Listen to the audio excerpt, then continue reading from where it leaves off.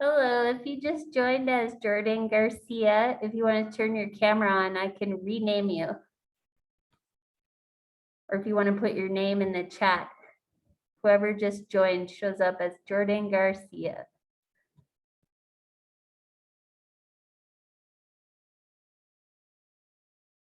Thank you, Harriet.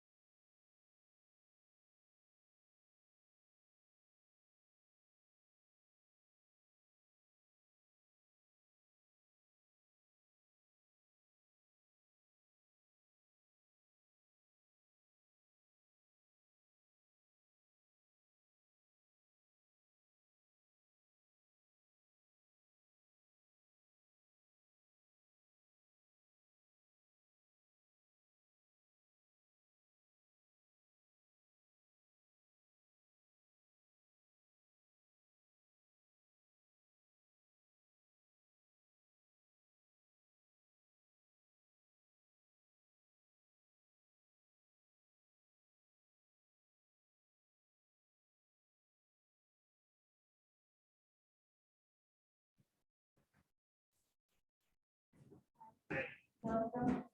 How are you? Okay, how are you?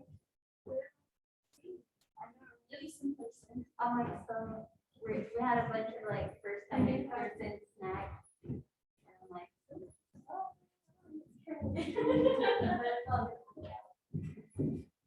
sit anywhere.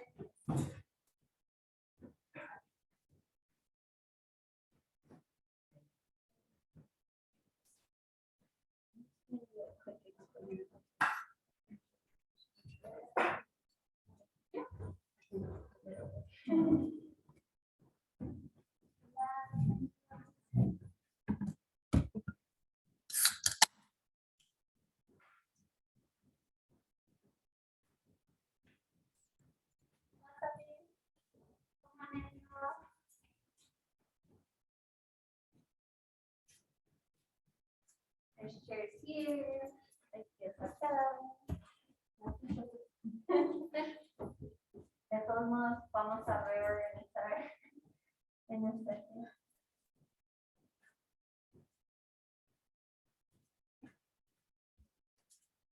Saturday. So yo sé que Gabriela ya dio una bienvenida. I know Gabriela already did a little bit of a welcome. Lastimosamente tuvimos una confusión con la interpretación esta noche que pensábamos que iban a venir aquí y ellos pensaron que estuvo en línea y luego no tenemos un parte de nuestro equipaje de interpretación está faltando. Entonces no sé si las personas que hablan inglés, las personas si solo hablas inglés, si puedes sentarme de este lado y si solo español de este lado y así podemos estar interpretando simultáneamente por los dos grupos. Yeah, donde sea. So we had a confusion with interpretation where we thought the co-op was coming here and they thought it was online. And then we are missing our transmitter for our equipment because we haven't used it in 2 years and apparently it disappeared. So we don't usually do this, but I think that one of the best solutions or easiest solutions would be if folks who are monolingual Spanish speakers could sit here and folks who are monolingual English speakers could sit on this side. Gabriela and I can support with interpretation that way. And then if you're multilingual in English and Spanish, you could sit wherever. So voy a invitar si habla solo inglés por acá, si habla solo español acá, y si habla los dos, donde sea. Y so that said, we really do want this to be a space where everyone can speak the language of their heart. first. And so for that to happen, we want to ask folks to make sure to speak slowly. And if it starts going too fast, you'll see us do this. And we want to ask, especially people who are speaking in English, to speak extra slow or pause, because Spanish is more descriptive and therefore longer. So, queremos que esto sería un espacio del corazón donde todos pueden hablar su idioma de su corazón. Entonces pedimos que hablan un poco más lenta para que podamos traducir, interpretar bien lo que uno dice. Y creo que la mayoría de la presentación va a ser en español. Entonces, Gabriela, I don't know if you want to do English or if you want to do Spanish. Maybe because of my voice, if you want to do the English, I'll do the Spanish, and Kathy actually said she can help out too. Okay. So voy a pedir que los de español muevan un poquito por acá y Gabriela y Kathy van a sentar atrás. Y yo voy aquí I'm gonna support the English. And with that, with no further ado, we've overcome the tech challenges, we've overcome the in-person challenges. Y ahora vamos a empezar, voy a presentar a Alejandra y a quien ha trabajado muy fuertemente en esta presentación. So I'm going to present Alejandra. They are going to go ahead and start off our presentation. They worked really hard to bring this together, and I'd love for us to all give her a round of applause. All right, thank you, everybody. Big thank you to the support of everybody on the SC team. Really just a supportive place and great people along this journey. So I'm Alejandra Portillos. Again, I use they them pronouns. I'm honored to be here with you all tonight. I'm on the CFIR committee. I'm also in the Ethnic Studies department at CU Boulder. I'm a child of immigrants, queer and non-binary person, and an ally to all directly impacted folks that experience violence or any encounters with immigration.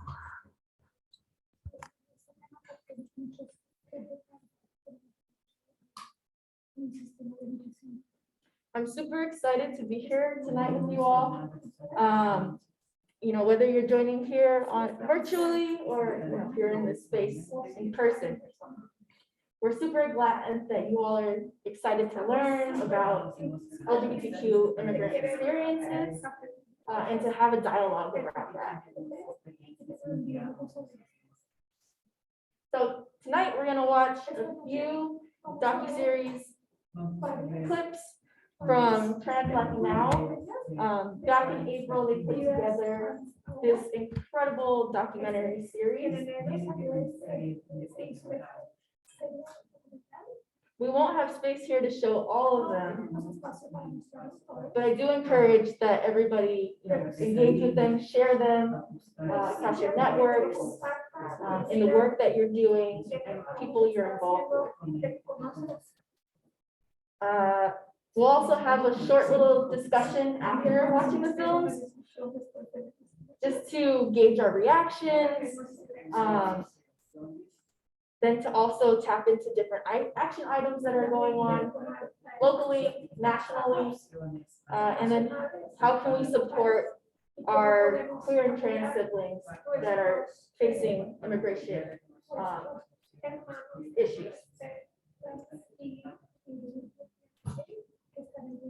So before we start, I just want to give a cue of different questions to keep in mind as we're watching. Let's see.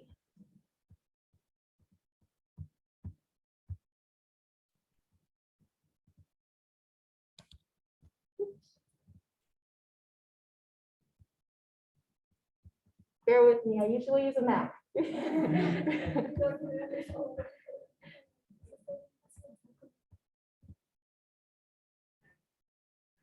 So what surprised you about these films?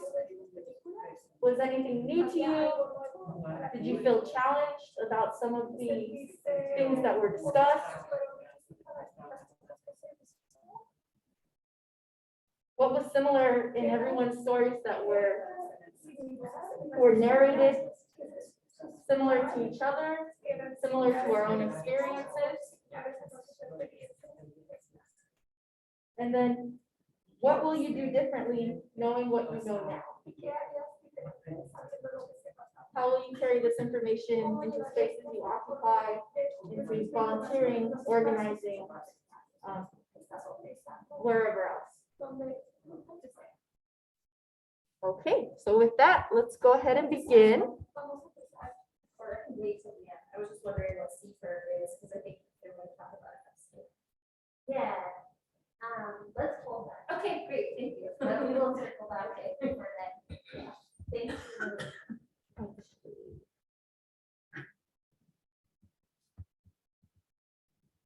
And then while I'm setting that up, there's a signing machine that I'll send around just so we can follow. I just want to make sure, Jordan, can you see this visual? Yes. Yes, okay.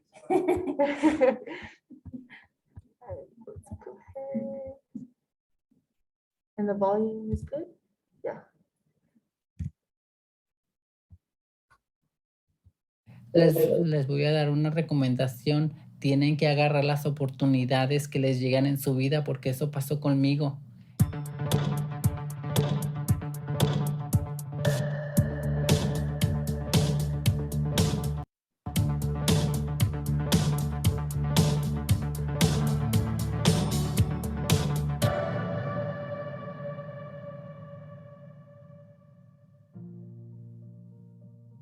Yo crecí siendo una persona que era bien femenina. No era feliz porque en la calle, en los vecinos, siempre que salía de mi casa era para mí un infierno. A los 14 años traté de suicidarme con unas pastillas que tenía guardadas mi mamá.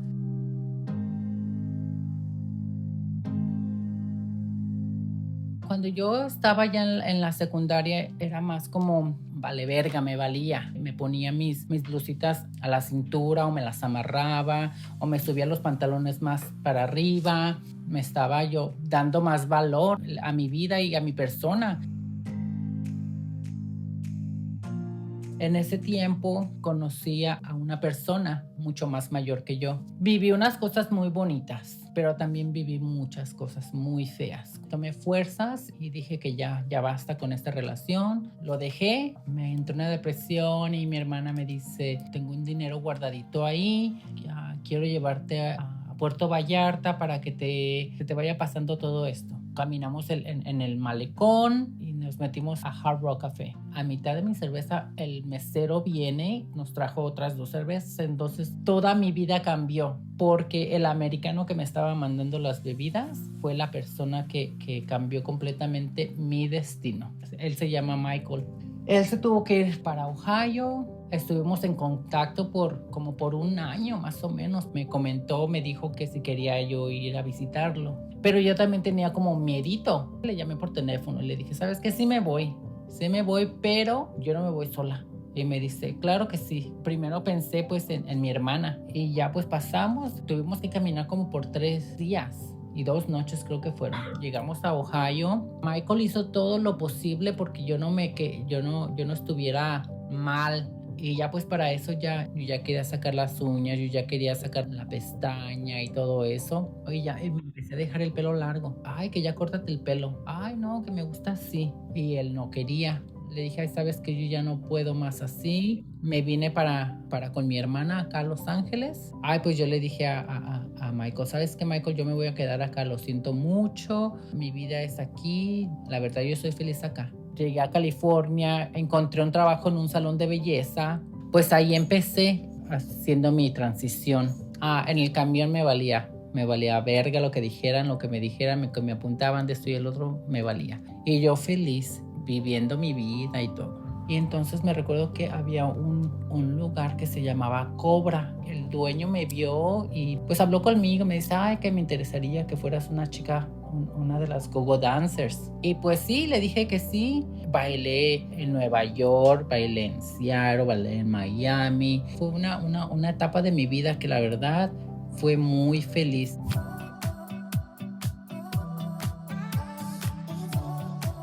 Hace unos 6 años ya iba a dejar todo. Yo ya estaba harta de estar en Los Ángeles. Yo dije, ya hice todo. Ya hice, ya deshice, ya me pusieron, ya me pararon, ya me subieron, ya todo, ¿verdad? Y dije, ay, pues ya, me chingue su madre, me voy a México, voy y veo a mi mamá y de ahí irme a Europa. Yo dije, chingue su madre, si la pude hacer en Estados Unidos, como hijos de su chingada madre en Europa, no. Ay, claro. Y haz de cuenta de que una noche salí a bailar. Y ahí vi a entrar a alguien, ¿verdad? Alto, guapísimo. Y yo dije, ay, voy a bailar con él. Y ya, pues total de que empezamos a platicar. Me llevó a su apartamento. Pues ya yo le conté de mi vida. Nos conocimos un viernes. El sábado ya en la mañana me dice, ¿quieres ir hiking? Le dije, ay, me encanta. A mí me encanta ir al hiking y todo eso. Y fue así que empezó esta relación. En Thanksgiving conocí yo a su mamá y en Navidad conocí al papá de Dustin. En enero ya nos estábamos casando. Ya llevamos 6 años. Yo no pensé en mi vida haberme encontrado una persona así. Y estoy bendecida y estoy tan agradecida con Dios y con la vida. La vida te puede dar muchas sorpresas. La vida está llena, tú la tienes que vivir feliz, tú la tienes que vivir con mucho amor.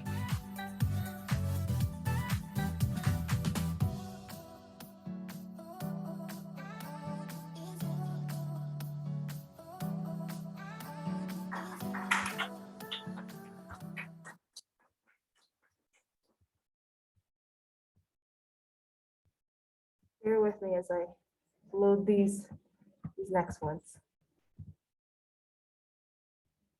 Yo pienso que si mi familia me hubiera apoyado desde chiquita, que me hubiera aceptado como soy, yo hubiera sido doctora. Y quiero estudiar como enfermería, quiero estudiar con una cosmetología ahora de grande. Pienso que todavía no es tarde para hacerlo.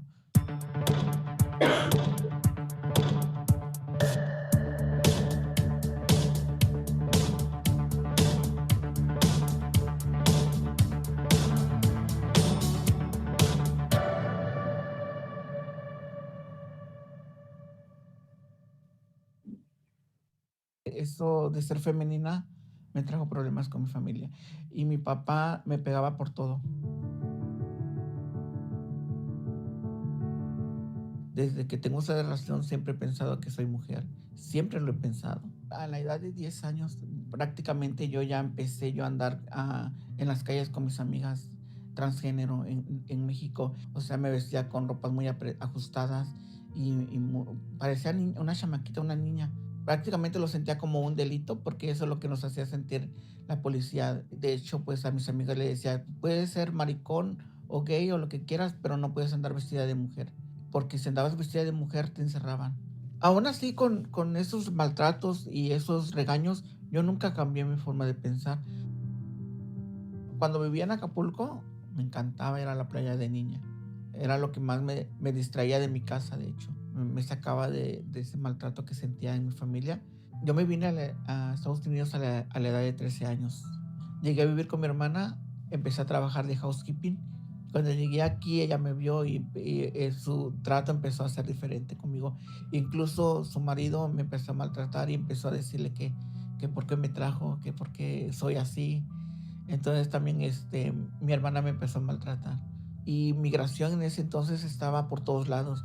Incluso la migración cayó al trabajo donde yo trabajaba, al hotel donde yo trabajaba, y se llevaron a mi hermana. Y yo me quedé sola. Después volvió a caer migración ahí al trabajo y fue cuando ya no pude encontrar trabajo. Fue así cuando yo empecé a vivir en las calles. Ahí conocí mujeres transgénero. A los 18 años fue cuando empezó mi transición. Empecé a vestirme de mujer. En una ocasión, los policías tenían un retén en Arizona. A mí me acusaron de prostitución cuando no estaba haciendo nada. Después de eso, pues ya no me importó. Entonces empecé a hacer prostitución por necesidad. En ese tiempo yo conocí a un hombre americano, entonces él me llevó a vivir a su casa. Duramos como un año viviendo bien cuando él usó las drogas. Él fue el que me obligó a usar el cristal y el med. Si no quería, me quemaba con cigarros en mis brazos. Y dijo, pues ahora para tener dinero tienes que trabajar otra vez de prostituta. Y él empezó a ponerme en Craigslist. Así viví como 3 años con él. Una de tantas veces que pasó eso, me arrestaron y él desapareció. Pero así fue como me deshice de él, de uno de los arrestos. Pues desgraciadamente yo me hice adicta. Ya después yo hacía la droga nada más para poder soportar a los hombres. Me arrestaron muchísimas veces, muchas veces me arrestaron. Por prostitución, por traspaso, por no ir a cortes. En el 2007 me arrestaron, pasé como 15 días en la cárcel y me sacaron para México. Ahí sí sufrí mucho para cruzar otra vez y pues desgraciadamente volví otra vez a la prostitución, a las drogas. No tenía un estatus, no tenía papeles para trabajar bien. O sea, tenía que sobrevivir de algún modo. Entonces volví otra vez a las calles.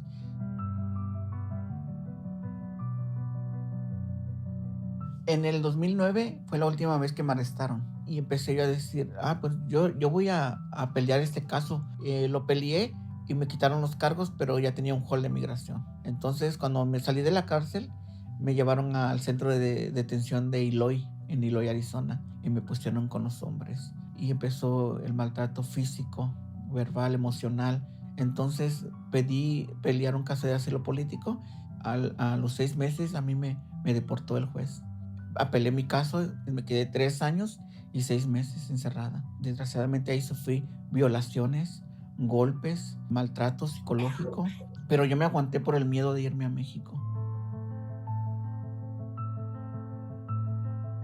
Había un grupo que se llama Proyecto Florence. Ellos son un grupo de abogados pro bono. Ellos fueron a verme a mí. Ellos se encargaron de conseguir quién se hiciera responsable de mí. Así es como pude yo salir del centro de detención bajo palabra. Actualmente soy directora de Mariposas Sin Fronteras, el grupo del cual soy cofundadora. Quiero usar mis privilegios para mí y para la comunidad transgénero. Al año de que salí del centro de detención, me habló mi abogada que ya había ganado mi caso de asilo político. Después de haber vivido 23 años en este país, me siento feliz porque pude obtener mi ciudadanía americana después de tanto tiempo, después de tanto sufrimiento, después de haber pasado un encierro terrible. Yo no recuerdo que haya tenido niñez. Yo no recuerdo que haya tenido una Navidad o un cumpleaños, pero sí he tenido momentos alegres como cuando viví en la calle, cuando me sentía libre, cuando no tenía drogas. Quiero ser feliz sin drogas, quiero ser feliz sin calle. Quiero vivir, no quiero sobrevivir. Quiero vivir.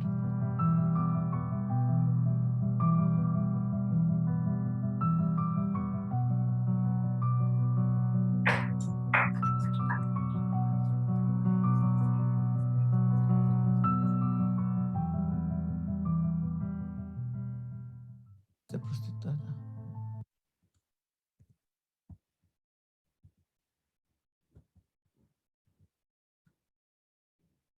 Quiero tener un mejor futuro como persona trans fuera de tanta discriminación que hay en mi país.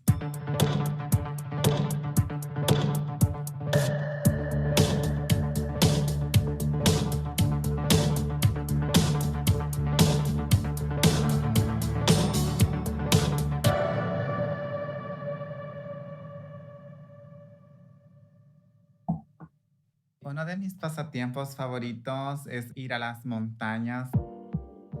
Me encanta ir a las montañas, recibir esa vibra de la naturaleza. Siempre en mi país buscaba irme a los lugares como bosques, ríos, donde poder disfrutar del aire puro de la naturaleza. Yo crecí en el pueblo de Cuyultitán. El apoyo familiar siempre lo tuve por parte de mi madre y de mis hermanos que siempre me apoyaron, e incluso mi madre se encargó de platicar con mi familia cuál era mi orientación sexual. En mi país, con todas mis compañeras transgéneros que estábamos empezando nuestra transición, nos reuníamos todas las tardes, jugábamos softball, teníamos una vida llena de alegría también. Lastimosamente, la discriminación fue donde nos rompió nuestro ámbito de alegría, y es cuando todas las chicas nos separamos. La mayoría de mis amigas fueron asesinadas. En la escuela no aceptan personas de la comunidad LGTBIQ y sufrimos bastante discriminación, ya sea por parte de los maestros y por parte de los mismos compañeros. Pues decidimos emigrar para este país, emigrando el país de Guatemala, luego donde en México tuvimos serios problemas por el cual no teníamos un permiso para poder pasar todo el país de México. Tuvimos que separarnos como grupo, pero gracias a Dios creo que todas logramos nuestros sueños y estamos aquí en este país. Llegando aquí a Estados Unidos, yo me entrego en la frontera de Ciudad Juárez a una detención donde estuve encerrada 9 meses. Creo que no es justo que nos tengan bastante tiempo encarceladas. Deberían de comprender de primero el problema que nosotros venimos huyendo y para qué venimos a este país, para venir a un mejor futuro. Tuve que pelear mi caso, gané asilo político y así fue donde yo salgo de detención.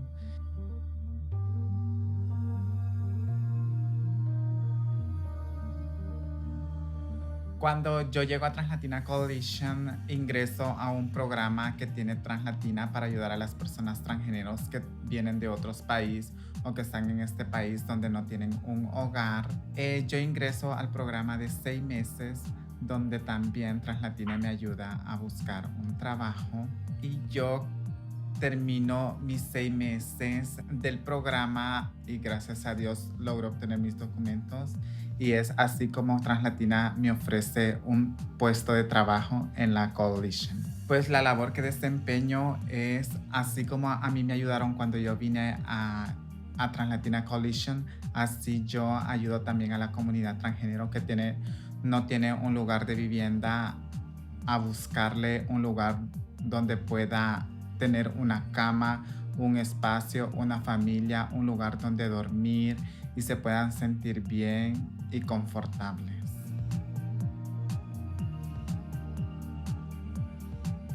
Me gusta mi trabajo porque estoy ayudando bastante a la comunidad translatina, pues tengo viviendo aquí en el país aproximadamente 2 años, el cual me han servido de mucha experiencia.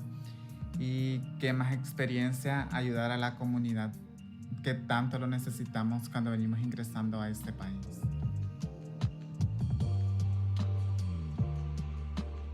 Mi meta en el futuro es culminar una carrera en cualquier universidad de aquí de los Estados Unidos. También quiero seguir mis estudios para seguir avanzando en el idioma inglés y seguir de la mano con la Coalition Translatina. Me gustaría regresar en un futuro a mi país, ya que allá tengo a mi madre, mis hermanas, mi familia, el cual espero en un futuro poderles dar un gran abrazo.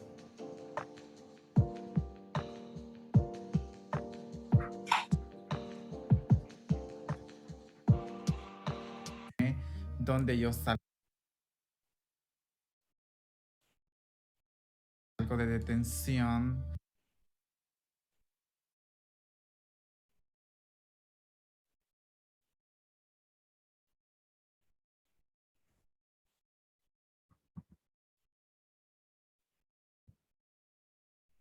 Es más fácil para un chico gay trabajar, puede seguir estudiando, puede tener otros accesos que las mujeres trans no tenemos en El Salvador. En El Salvador se nos han negado 19 derechos humanos fundamentales.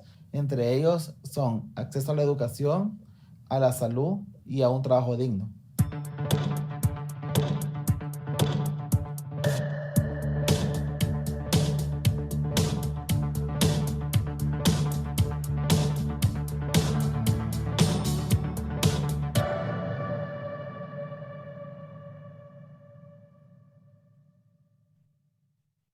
Yo creo que mi orientación sexual siempre estuvo clara. Lo que ha pasado fue de que no tuve la oportunidad de tener una expresión de género, que eso consiste en verte como una mujer y actuarte y maquillarte y andar vestida de mujer 24 horas. Ese fue un contexto muy diferente porque yo era un chico gay en aquel momento donde no me había identificado como una mujer transgénero. Hasta los 25, 27 años fue que me asumí como una mujer transgénero y ahora tengo 38 años. Fue difícil porque también mi mamá tuvo que emigrar a los Estados Unidos cuando yo tenía 14 años y casi no estuve con ella. Mi papá igual me rechazó por mi orientación sexual. Fue difícil porque muchas compañeras de nosotras fueron asesinadas por expresar su orientación sexual. Yo cuando tenía 14 años, yo pensaba que yo era la única persona que era diferente a las demás.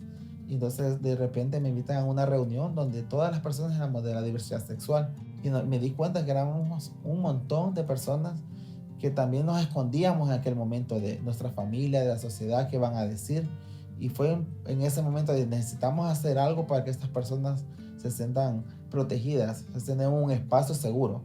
Y pues fue ahí donde iniciamos nuestra organización en el año 2000. El gobierno nunca ha visibilizado el trabajo que las organizaciones hacen. Existe mucho estigma y discriminación dentro de la población general y no hay oportunidades a las compañeras trans. Muchas de ellas no tienen ningún grado académico, tienen un 6º grado, un 7º grado o la primaria y no pueden seguir estudiando. Yo fui agredida por personas de la pandilla, que en mi país hay muchos, en El Salvador.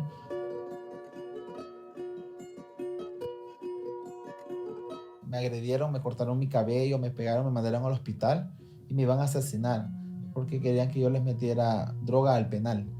Y entonces, como no accedí, estuve a punto de morir. Entonces pudimos activar el mecanismo de derechos humanos y gracias a Dios estaba organizada, pudimos tocar los mecanismos necesarios para poder yo emigrar a los Estados Unidos de forma legal.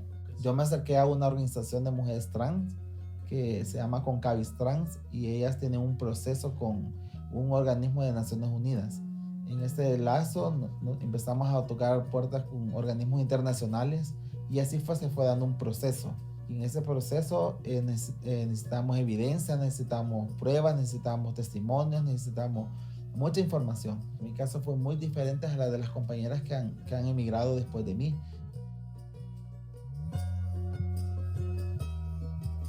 Hay muchos beneficios estar aquí en Estados Unidos, pero también cuesta mucho estar aquí, porque a mí me agarró una depresión 4 o 5 meses, porque no tenía amigos, no tenía redes de ningún área, entonces me ha costado mucho. En este momento estoy escribiendo un libro que se llama Accesos. Este libro habla sobre todas las experiencias que las compañeras trans han pasado en el camino hacia los Estados Unidos o hacia otro país, porque tenemos compañeras que están en Europa también. Y estoy tratando de hacer ese libro para poderlo hacer visible nuestra lucha LGBT que tantos años nos ha costado. Nos ha costado más de 600 personas asesinadas en El Salvador, donde ni siquiera un caso ha sido investigado por la Policía Nacional Civil ni por el mismo Estado.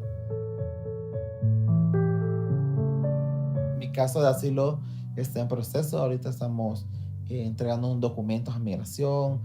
Yo creo que es importante que la comunidad se informe más sobre los derechos y sus deberes, y entre ellos está poder acudir a las organizaciones que hacen tanto trabajo comunitario para nuestra población. Muchas veces no se acude porque no se sabe que existen. Yo creo que las mujeres transgénero somos diversas, somos diferentes, cada uno es un caso. No podemos encasillar a la gente que todos tenemos que ser femeninas o pelo largo o bellas. Todos somos diferentes, es como vos te expreses, es como vos te sintás y es como vos quieras vivir la vida.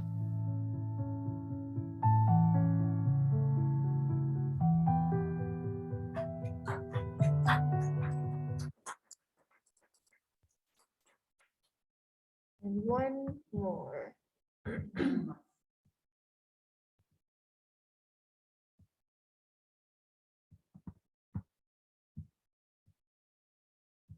A la edad de 24 años fue cuando me di cuenta que vivía una realidad que no era la que yo tenía que estar viviendo.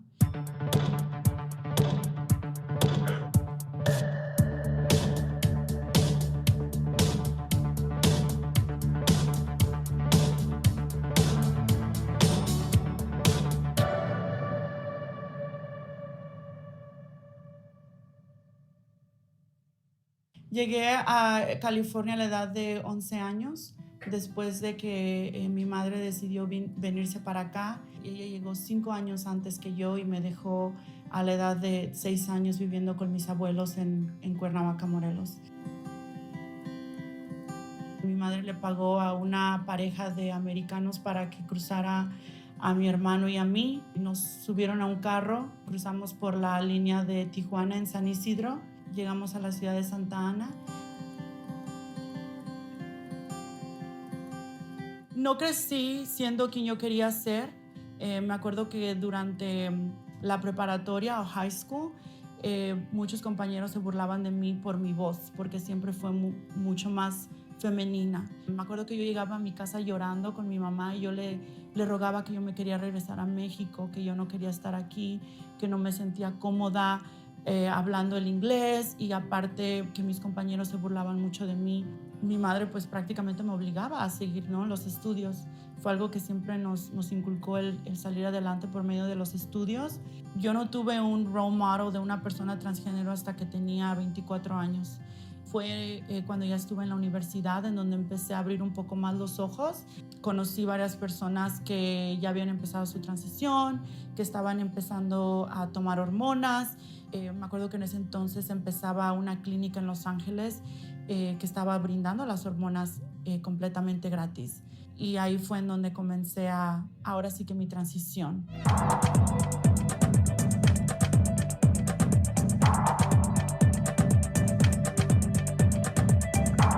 Para una persona transgénero, el tener el apoyo de la familia es muy valioso. En mi caso, creciendo con 4 hermanos mayores, siempre obtuve el apoyo de ellos. Entonces creo que eso fue algo que también me ayudó bastante durante esos primeros años de mi transición, que fueron bastante difíciles, pero sí vi qué tan difícil era para mi madre.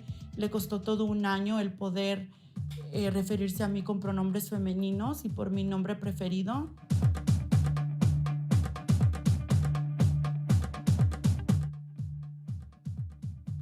Tengo mucho privilegio en poder tener el apoyo de mi familia, porque yo creo que sin él hubiera terminado en las calles, hubiera terminado en otro lugar en donde mi vida hubiera sido completamente diferente.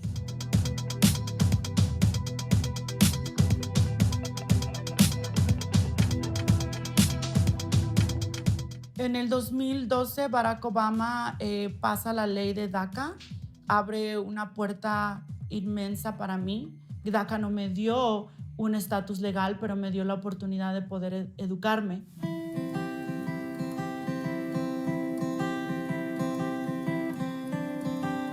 Me gradué de la Universidad de Cal State Fullerton con un certificado de comunicaciones. Después de ahí comencé a trabajar en una agencia de marketing en la ciudad de Newport Beach, en Orange County. Y desafortunadamente a los 4 meses después de haber sido ofrecida con esa posición, sin ninguna explicación me terminan de ese lugar. La compañía estaba creciendo, entonces para mí fue muy raro el que me hayan dejado ir.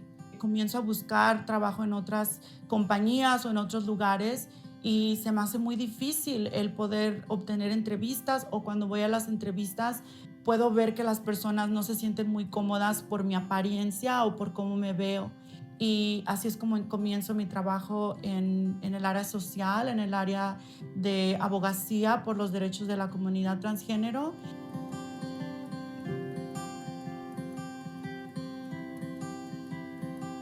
Alianza Translatinex me ha dado la oportunidad de llegar a muchas personas. Durante la pandemia del COVID-19, un grupo de compañeras y yo decidimos empezar a repartir comida a las personas transgénero en Santa Ana.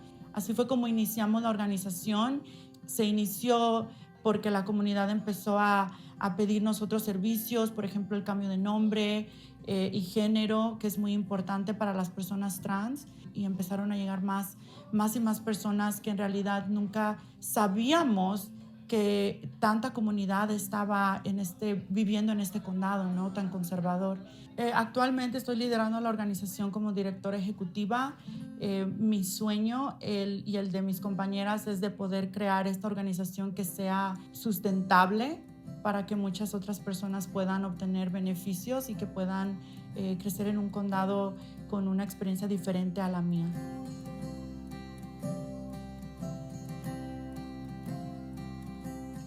En agosto del 2019 me casé y ahora estoy viviendo con mi esposo.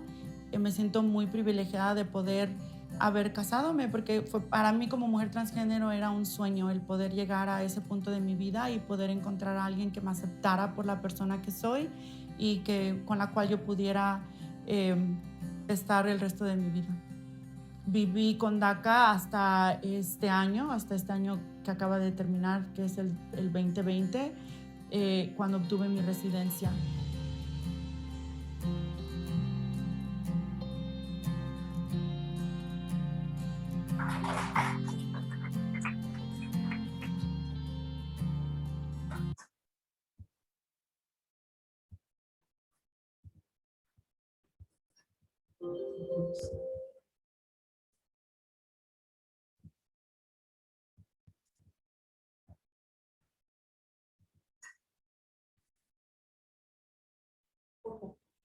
All right, so we'll go ahead and split the groups.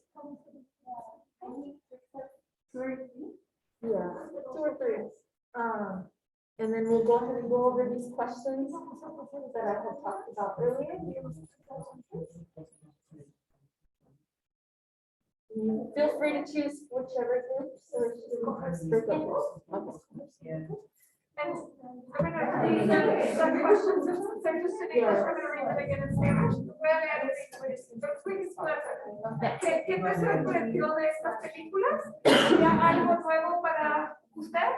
¿Qué fue similar a las historias que fueron compartidos? Similar con ellos. If I mute them, can we have a discussion? Yeah, they should be shared. If I mute you, Piper, we have a discussion? Will you hear us? We can mute you. There you go. Great. They're good. I got it. You Okay. got this. Okay. Hi, online folks. Hi. Do y'all want to have a little discussion? Sure.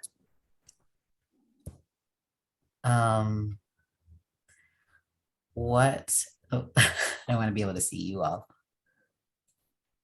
There we go.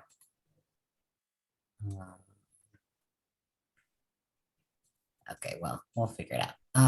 Was there anything that surprised you about the films? Anything that was really new to you?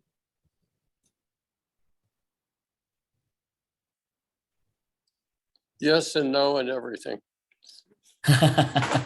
You want to say more, Bob?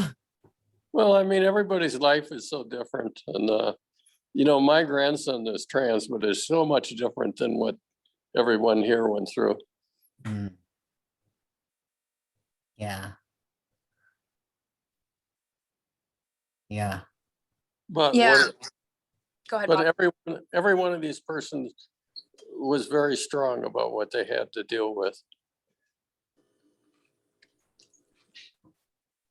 Yeah.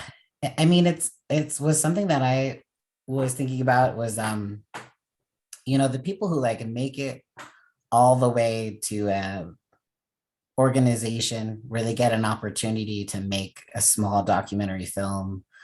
You know, like they are unique people, you know, and there's lots of people who are never able to find an organization that's gonna like organize them and give them opportunities to tell their stories and stuff like that too. So I was thinking a little bit about that. I guess that's not really answering the question, but it's one of the things I thought about. What were you gonna say, Jennifer? When I'm done, I'll done eating my ear of corn, I'll put myself on video. But it's not surprising because we already know it, but it is always amazing to see the discrimination that people face. I mean, not even being able to go to school, and that's probably what's so different in other countries. At least here, people can go to school, but then even if they do, they receive mistreatment from all their peers and everything. So it's really sad. So yeah, kind of like Bob said, surprising, but not surprising.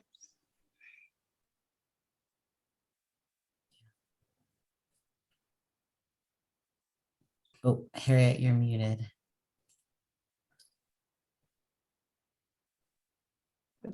Okay. I think it was the woman in the second film who struggled so much, and she was into prostitution and drugs and being taken advantage of by the men in her life, who that first guy, things were sort of good for a year or so, and then he started truly using her in every sense of the word, and that was very sad. And also just the cultural differences. I mean, not that the life of a trans person is easy in the United States, but there is so much discrimination. And I was sort of struck, having spent time in El Salvador, not surprised about what's going on there.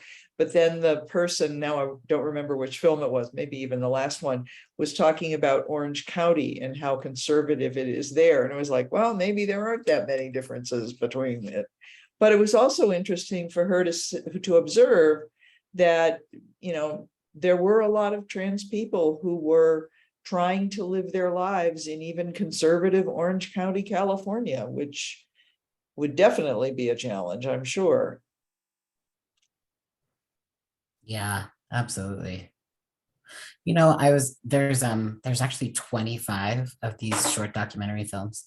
And I didn't watch all of them. I think I probably watched 18 of them, but I tried to pick, ones with like different types of experiences.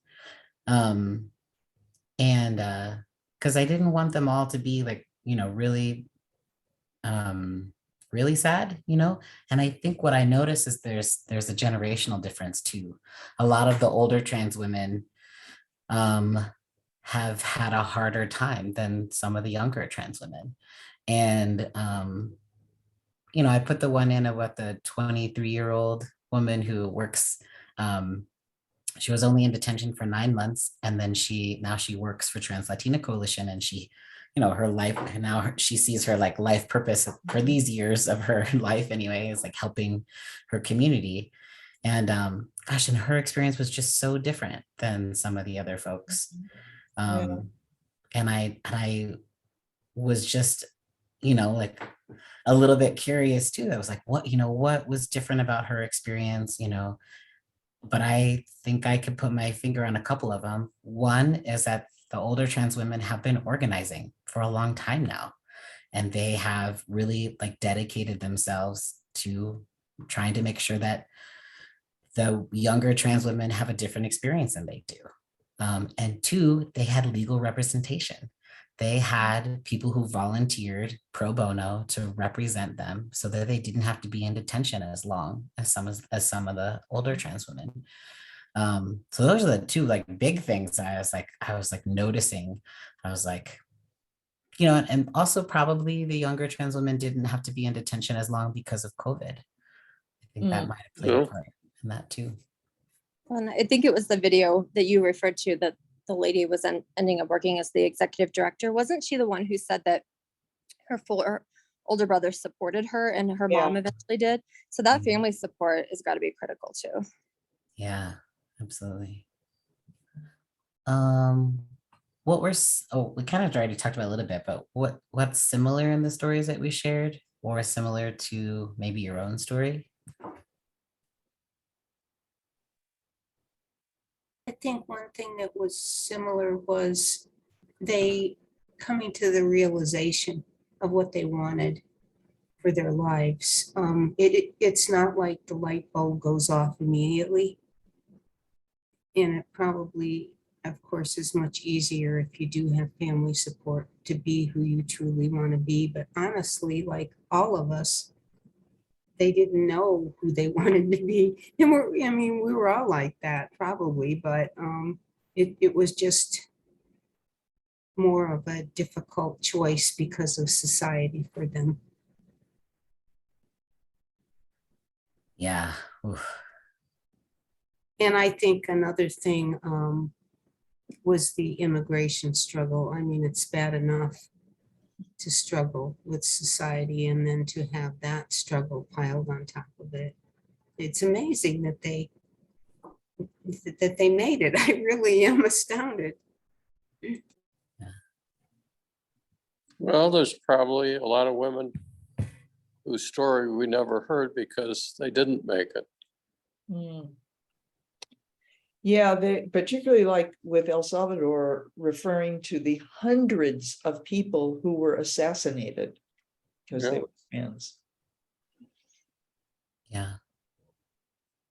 And one thing I noticed is they just all always seem to be at someone else's mercy. Now, when you're struggling as a young person and you don't have a positive role model in your life, and then you hook up with somebody who's older or takes advantage of you, and it just seemed that that was certainly a common thread.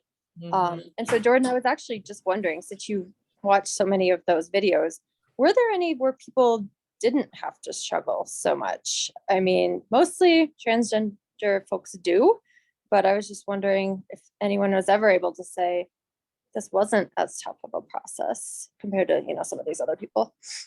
Yeah, I mean, that's why I included the one that was with the young woman who was only detained for 9 months. And even that is enough to cause depression and anxiety. But to be only in detention for 9 months as a transgender woman is the easiest I've ever heard of.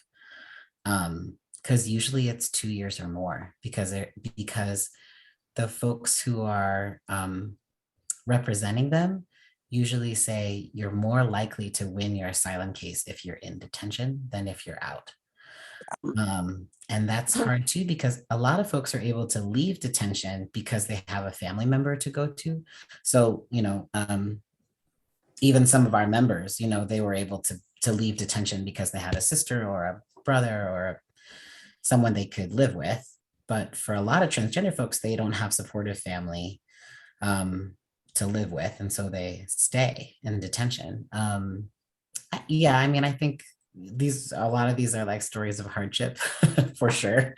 And I was still I was really excited to see like the folks who fell in love and the folks who like found their life passion. And I think I don't want to like tie everybody's story up with like a bow or anything like that, but I also feel like it's important to be like, there's people are so complex and they experience so many different things over their lives that it's cool to be, I mean, you can't capture that all in 5 minutes, but it's cool to get to be like a whole person who gets to live their life. It's not just a snapshot of their hardship, Yeah. One that was similar, the thing that I wanted to say that was similar was, and I don't want to speak for the Not One More table, but a lot of folks really want to do something to help other people by which I don't think you have to do. You go through enough hardship and you come out on the other end and you're like, you know what, I just want to garden and live my life. That's okay. But a lot of the women in these stories were like, I want to help people. I want to help people like me, and I want to help people have a different or better experience. And what's cool about that to me is that mirrors the experience of some of our Not One More members, but also because they know what people have been through and they know what they need. So I keep coming back to her, the young woman who was, I think, 24, who was like, I can help people find housing. Because she was like, I know that that's like one of the first things you need when you get here is a safe place to be. and I think it's just cool that they are using their experience to inform how they want to help each other, which I think is cool. And I think is similar to what Not One More members are doing. Yeah, I know Rebecca might be doing all sorts of things, but just wanted to, I don't know if she's making dinner or anything too, but if you want to say anything, Rebecca, we're here. Hi, Jordan. Thank you all. Just got home. but been watching and listening to the conversation. What I really liked about the different films is the expressions of solidarity. You know, how they were able, all these women, to move forward and always look forward to, you know, a better life, a better future, despite everything that has happened to them. So it's a very, all the different films, like I took some time today to watch some of them. Some of them you also projected. And they're all stories of, you know, 20, 30 years of living in a repressive system, but finding a way to survive. That's just beautiful testimonies of how they collective work and can do something transformative. So it's, yeah, I was in tears in many of them. And I mean, it just shows how our society has ways to discriminate, but how people know how to resist that discrimination.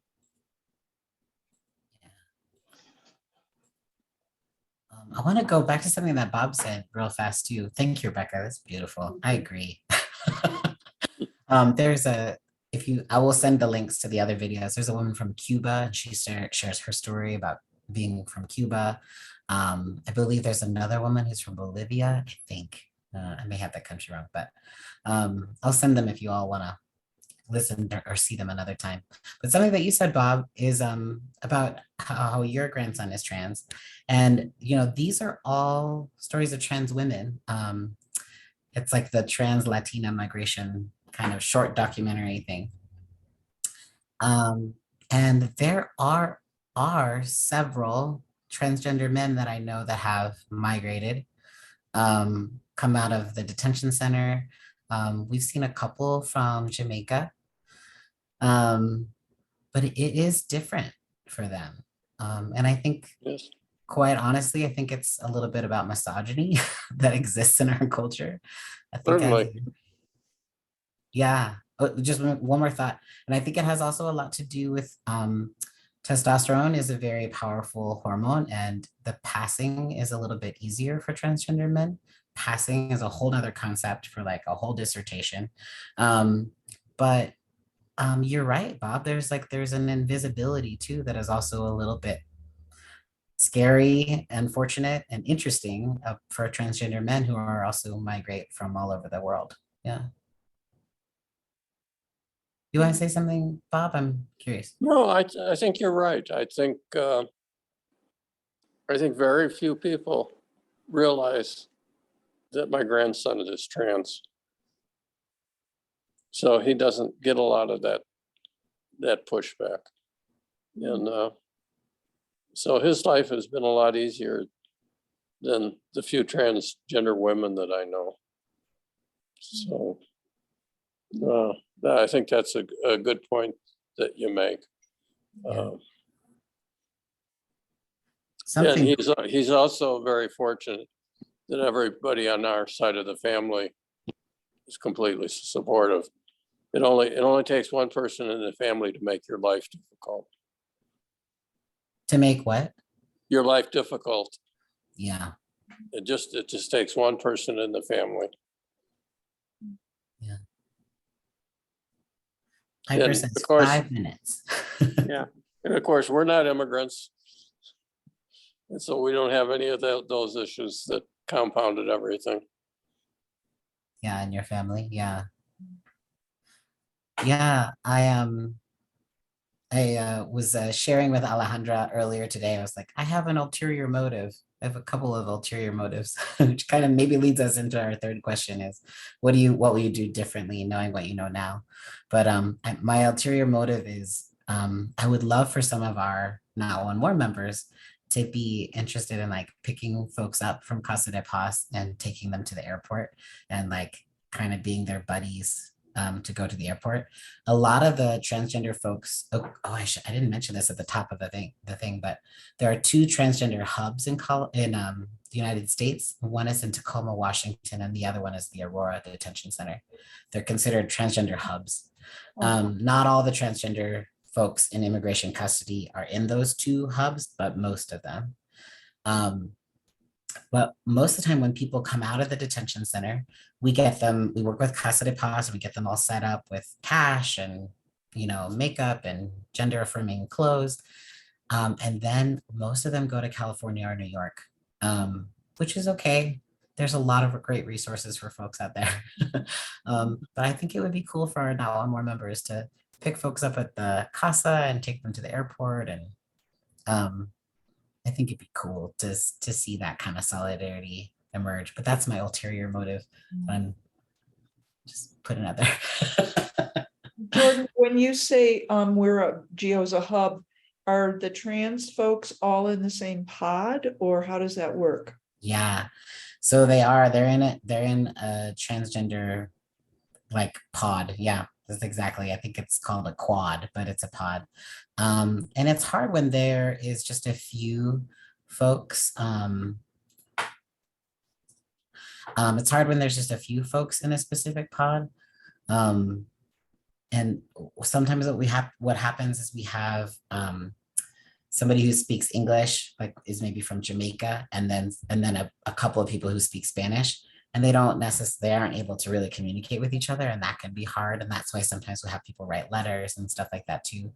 But sometimes they're in the pod and it's just such a small pod that they're pretty isolated, and sometimes they think they'd be better off in like the all women's pod or whatever. So it's like a mixed bag.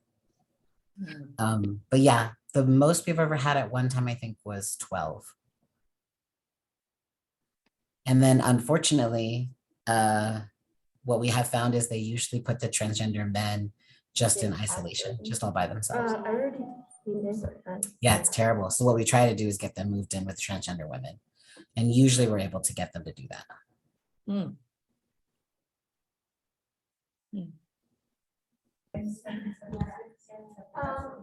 Hey, hi guys. We're gonna come back to the big space. Do you guys want to come back to this big space with us, or you want to keep sharing in your group?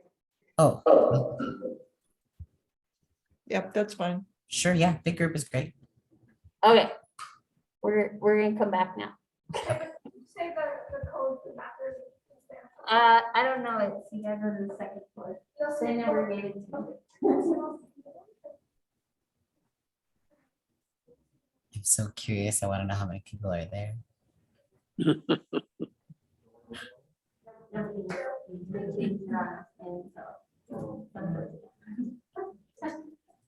All right. So I think we have enough time to go around the room, in the virtual room, to hear sort of what we've been talking about, whatever you want to share from your groups.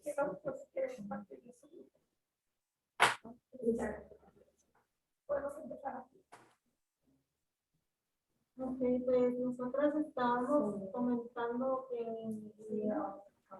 sí nos impactó mucho todas, cada una de las historias, porque todas son diferentes, pero siempre llevan algo en común, ¿verdad? Entonces estábamos pensando que en la siguiente vigilia de noviembre podamos llevar algo como una bandera transgénero o gay, para que las personas que están ahí adentro del guío, hay un lugar donde llevar a las mujeres transgénero, pero los mismos security se burlan de ellas y hacen abusos y entonces queremos esta oportunidad que se nos dé de la vigilia, llevar algo que también sientan ellas el apoyo, que sepan que también estamos con ellos, no nada más con los inmigrantes, sino que también por su ¿cómo se llama? Su orientación sexual. No sé qué les parece también. Respect their gender identity and their sexual orientation.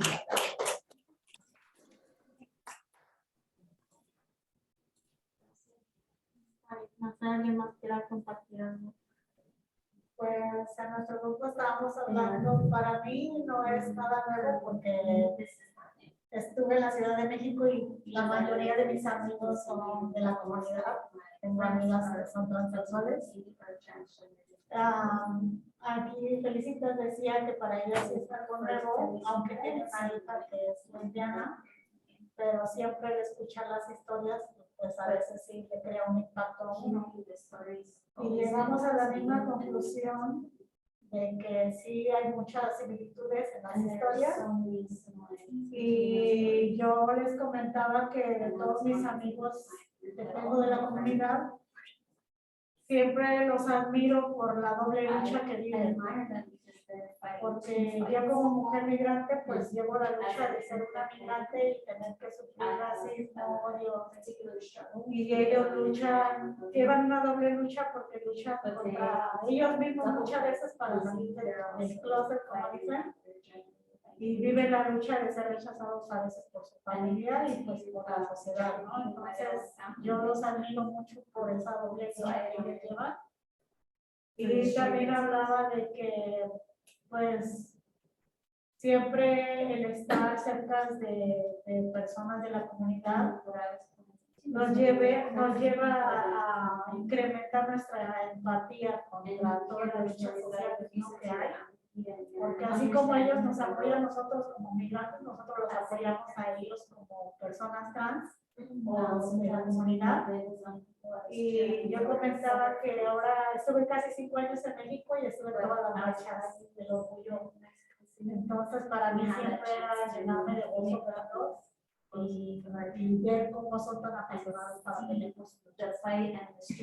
Entonces sí, el modo de luchar es siempre llevar la bandera del arco iris, y llevo la bandera rosa con azul, y también pues somos mujeres feministas, migrantes, entonces para mí sí fue, yo ya no es el tema no para mí. Summarize what was said by the two groups. The first group, Beatriz was saying that one of the things that we took from the film was that at the next vigil was to, given that there is a trans women section in the Geo Detention Center, and we know there are a lot of abuses that happen there, that at the next vigil we we have a trans flag and explicitly state our support for the trans women there, and show that in the vigil. And Beatriz asked what other people think, and everybody clapped and said yes. And then Maria is sharing that she was deported to Mexico and was there, and a lot of her friends were trans, and that she has a double admiration for them because they not only have had to have the experience of being immigrants, but also of going. Yes, okay, so we'll get back to you on that. We'll send you guys notes too. Sorry, the small group share back is not the bestest.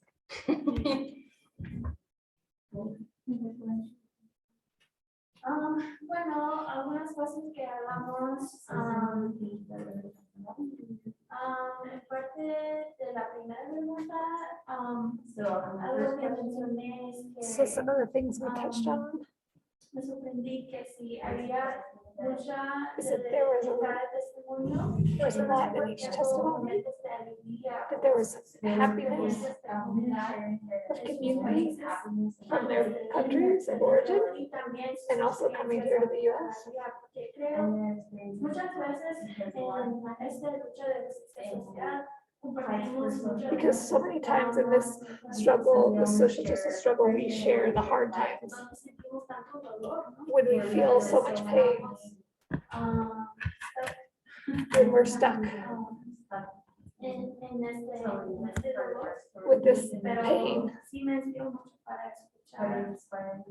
But it was very inspiring to hear all of the joys, the transformation.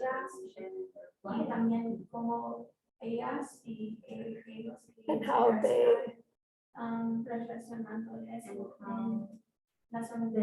reflect that joy in the organizations that they work with. And then we shared a lot of personal stories. This is from Celeste. And shared that.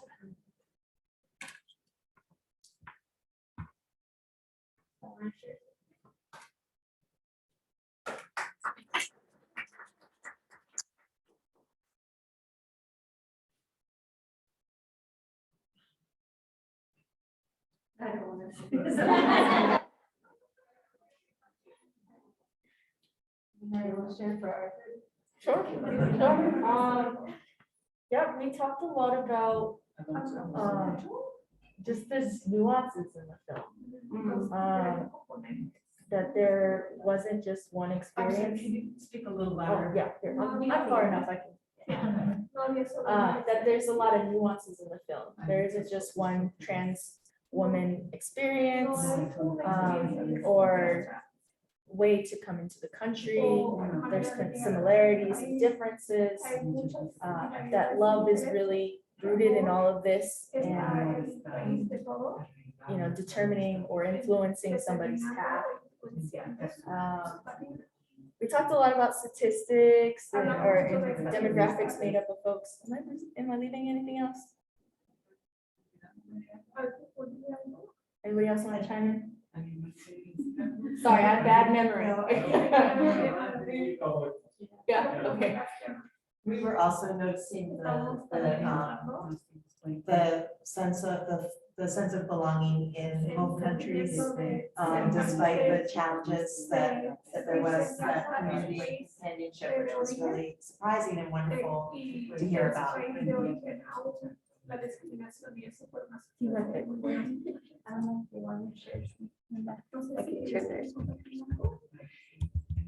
You guys want to share something from your group online? I think we're good, unless you want me to talk about what we're doing right now for women in the detention center. Yes, I should do that now. Okay, cool. So right now there's a pretty small program, but one that could grow for transgender women who are in the detention center. There are 2 transgender hubs in the United States. One is in Tacoma, Washington, and one is here in Aurora. And what we do basically is we put money on the phones for anyone transgender who is inside the detention center, and we send them money for their commissary. A lot of them don't have family members who can do that or who will do that, and so we try to do that. Alejandra's gonna do it while I'm on sabbatical. Yay. We also are able to encourage folks to do letters. Loneliness and depression are pretty big problems inside the detention center for anyone. And for transgender folks, they are sometimes isolated completely by themselves. And so letters can really be a lifeline for people. Sometimes we say, if people don't write you back, that's okay. They still want to get your letters. And also when people leave the detention center, a lot of times they're in Denver for just a day after being released, and then they fly usually to California or New York. And so we provide them with a makeup bag, gender affirming clothing, in collaboration with Casa de Paz. We also make sure they have a phone for safety, and we try to give them some cash so that they have a little bit of footing. And then we have volunteers take them to the airport and walk with them through security, because that can be a pretty scary experience for anyone, but also for an immigrant and also for a transgender person. So we do special training with Casa de Paz folks so that they have that training. But volunteers are always welcome who can do that. And I'll put the link in the follow-up email. I think maybe we passed around a sign-up sheet. So I can put the link where you can donate to those efforts and or get involved and be on that volunteer list. I think maybe is it okay for me to share one more story real fast? Or no? Piper said fast. Okay, Kelly Gonzalez was a transgender woman who was in the detention center during COVID. And she was, forced to clean the facility with chemicals that are supposed to be used only outside. They were categorized as pesticides. And she got sores on her face and her gums started to bleed, and it was unacceptable. And so many months later, she was able to meet with Congressman Crow by Zoom during COVID and say it is unacceptable that this is happening, that people are forced to use chemicals that are inappropriate for inside the detention center. And she asked him point blank, what will you do about this? You need to make it stop. And that is when he started asking on his monthly reports from the detention center, what kind of chemicals are people being forced to use, and why are they using them if they're harmful to people. So she was instrumental in improving the conditions for everyone in the whole detention center, because as a transgender woman, she was fed up and demanded change. So just hats off to her. She was released during COVID. She lives in California now, and just amazing advocate for human rights. That's all.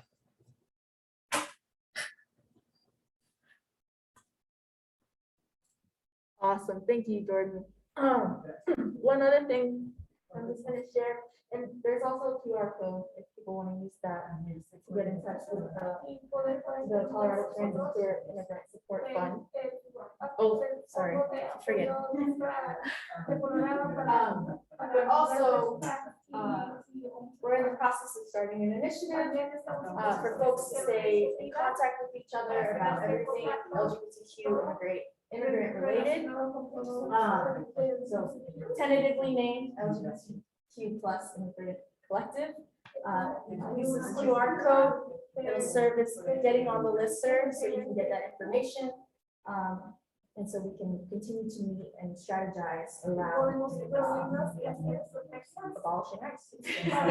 Pretty small.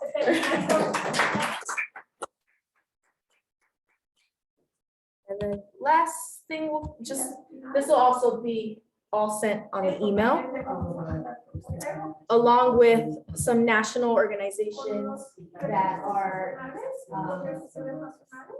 doing this incredible work around queer and trans immigration and migration experiences. Smaller list, I'll add some more to this as well, but that'll be all sent. Yeah, yeah.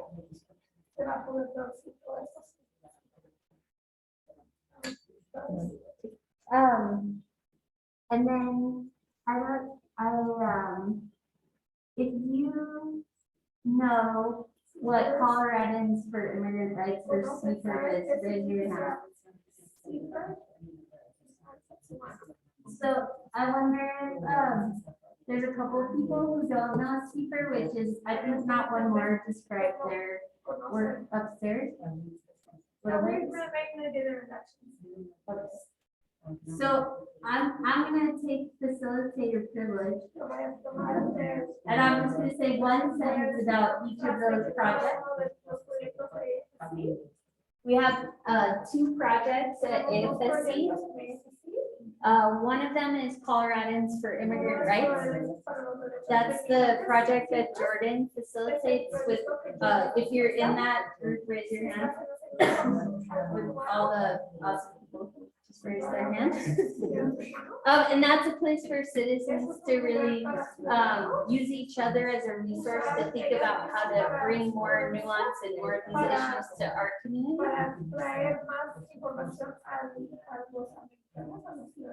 And bring people in support of the initiatives for justice and liberation that immigrants have identified. So We have weekly meetings on Zoom.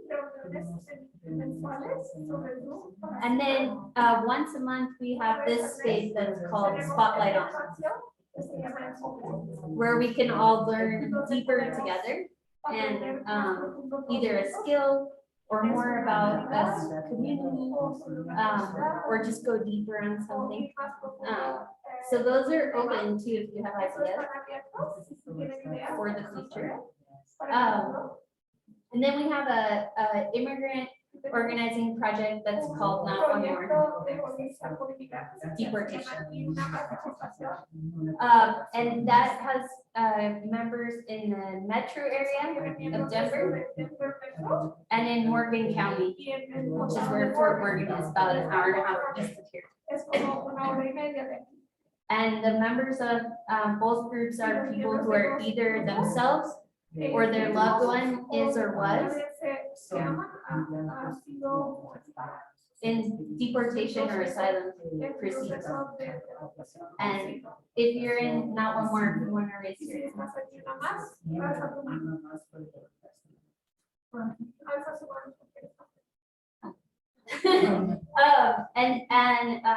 This group of folks really sets the priorities for our work plan, and then together, CFER and Not One More and staff, we try to operationalize that.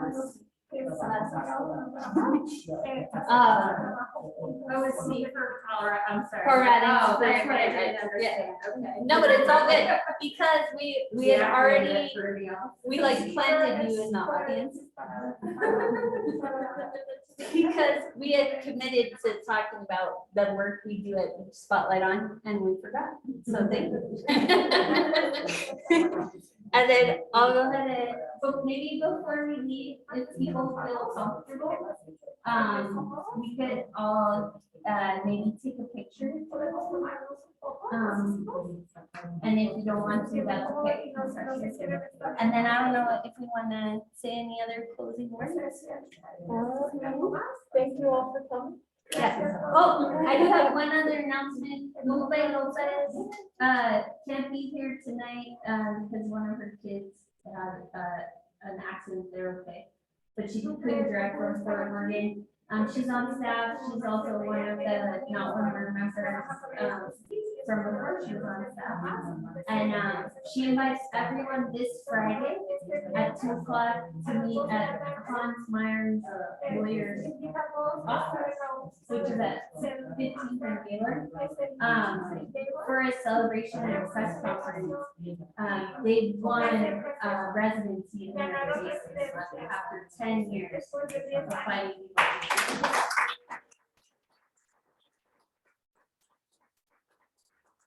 So yeah, that's on our Facebook page, and we'll put it, maybe we can put it in the emails too.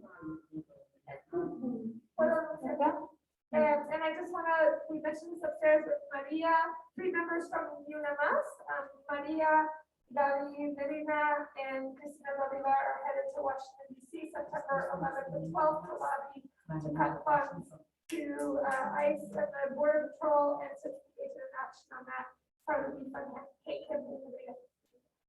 Quería anunciar de nuevo que María y Cristina y Gaby están yendo a Washington el 11 y 12 de septiembre representando a UNMS y para hacer cabildeo en contra de para cortar fondos a la patrulla fronteriza y la migra y hacer una acción sobre eso.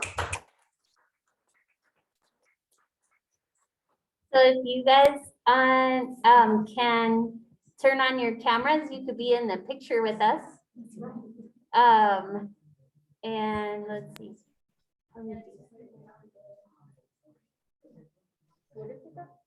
No, I think you just close this. Right? And then close this and get out of that. And then there's, and then we could do view gallery. Yeah, so I don't know, Harriet or Bob, if you guys are in any spot where you can turn on your picture, but there you go. You can be in a picture with us. Okay, and then we can stand with them. Anybody who's comfortable. Okay, we're going to be actually here. So vamos a estar aquí sobre la pantalla. So I can turn that off. So yeah, come stand by these guys so we could see us, them and us. Do you go before the screen here? Yeah, So we I mean, can- some people are shorter. If you're shorter, you can be in front of the screen. If not, you can be on the side. Or you can sit. You don't have, you want a chair? No. You're okay? Okay. Are we okay here or? We actually might need you in chairs and then people sitting in front. Good thing now it's my computer, not yours. So folks in the front. Yeah, so you got a few people want to sit in chairs and then other people could be in front.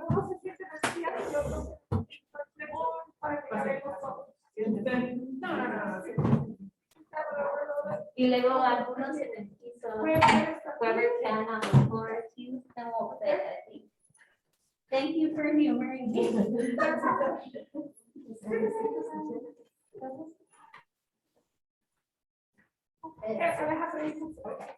Oh yeah, this is awesome. All right. Okay. One without flash and then one with. ¿Se puede? Sí, se puede. Freedom of. That's what this looks like. It's obviously the end of the day. We're all like, freedom. Thank you. Gracias a todos.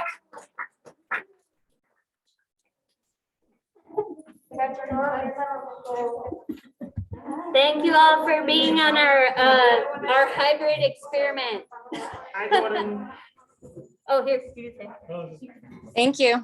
Hey, go let Gianella leave. Yeah, I'll go get her. Gianella's doing childcare. Bye.